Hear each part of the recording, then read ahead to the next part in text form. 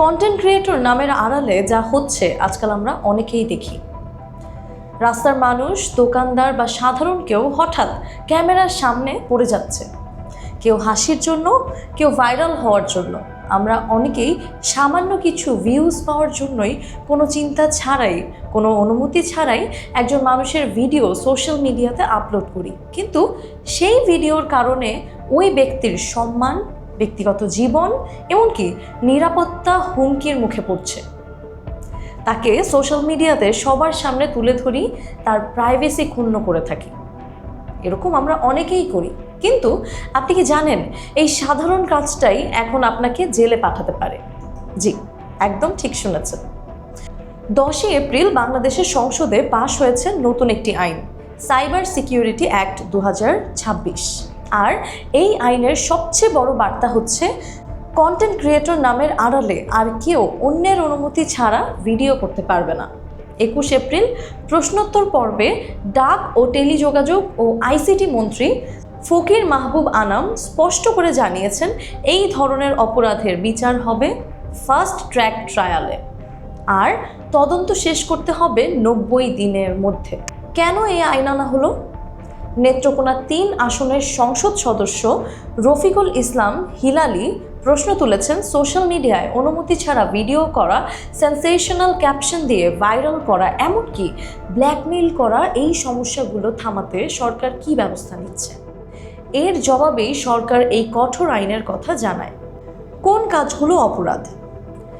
আইনের ধারা 25(1) অনুযায়ী যদি আপনি ইচ্ছাকৃতভাবে কারো ছবি বা ভিডিও ধারণ করেন বা তা প্রকাশ করেন অথবা শেয়ার করেন অথবা প্রকাশের হুমকি দেন এবং এর মাধ্যমে ব্ল্যাকমেইল, যৌন হয়রানি, রিভেঞ্জ পর্ন করে থাকেন, তাহলে সেটি সরাসরি ফৌজদারি অপরাধ হিসেবে গণ্য হবে। শাস্তি কতটা কঠিন হবে? ধারা 25(2) অনুযায়ী সর্বোচ্চ 2 বছর জেল দেওয়া হতে পারে বা 10 লাখ টাকা জরিমানা হতে পারে। কিন্তু বিষয়টা এখানেই শেষ না। যদি ভিকটিম একজন নারী হন বা 18 বছরের নিচে কোনো শিশু হন, তখন শাস্তি বেড়ে দাঁড়াবে 5 বছর জেল এবং জরিমানা হতে পারে 20 লাখ টাকা পর্যন্ত। ব্ল্যাকমেইল বা এক্সটর্শন করলে কি হবে? ধরুন আপনি কারো ভিডিও করে তাকে ভয় দেখাচ্ছেন, টাকা না দিলে ভিডিও ছড়িয়ে দেব, তাহলে সেটা আরও বড় অপরাধ। এটি পড়বে ধারা 22 সাইবার স্পেস ফ্রডের আওতায়। শাস্তি হতে পারে 5 বছর পর্যন্ত জেল এবং 50 লাখ টাকা পর্যন্ত জরিমানা। এখন আর বছর বছর কেস চলবে না। সরকার স্পষ্টভাবে বলেছে, ধারা 32 এই ধরনের মামলার তদন্ত শেষ করতে হবে 90 দিনের মধ্যে। মানে দ্রুত তদন্ত, দ্রুত বিচার, অপরাধ করলে বাঁচার সুযোগ খুবই কম। এখন প্রশ্ন হচ্ছে, সরকার কিভাবে সবকিছু মনিটর করবে? ধারা 8 অনুযায়ী এর জন্য তৈরি করা হয়েছে বিশেষ সংস্থা, ন্যাশনাল সাইবার সিকিউরিটি এজেন্সি। তারা রিয়েল টাইমে নজর রাখবে, সোশ্যাল মিডিয়ায় ক্ষতিকর ভিডিও দ্রুত ব্লক করা হবে। এমনকি জরুরি পরিস্থিতিতেও ন্যাশনাল সাইবার সিকিউরিটি এজেন্সি এর ডিরেক্টর জেনারেল ক্ষতিকর কন্টেন্ট ব্লক রিমুভ করার নির্দেশ দিতে পারেন এবং প্রয়োজনে বাংলাদেশ টেলিকমিউনিকেশন রেগুলেটরি কমিশনকে দ্রুত ব্যবস্থা নিতে বলা হবে।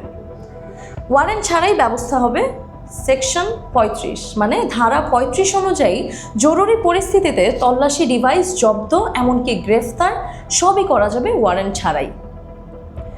নতুন সংস্থা ধারা 5 ও 6 অনুযায়ী গঠন করা হয়েছে ন্যাশনাল সাইবার সিকিউরিটি এজেন্সি, যেখানে থাকবে আন্তর্জাতিকভাবে প্রশিক্ষিত বিশেষজ্ঞ। তারা কেন্দ্রীয়ভাবে সব অভিযোগ মনিটর করবে। এবার আসুন জেনে নেই স্বচ্ছতা নিশ্চিত করার জন্য সরকার কী ব্যবস্থা নিচ্ছে।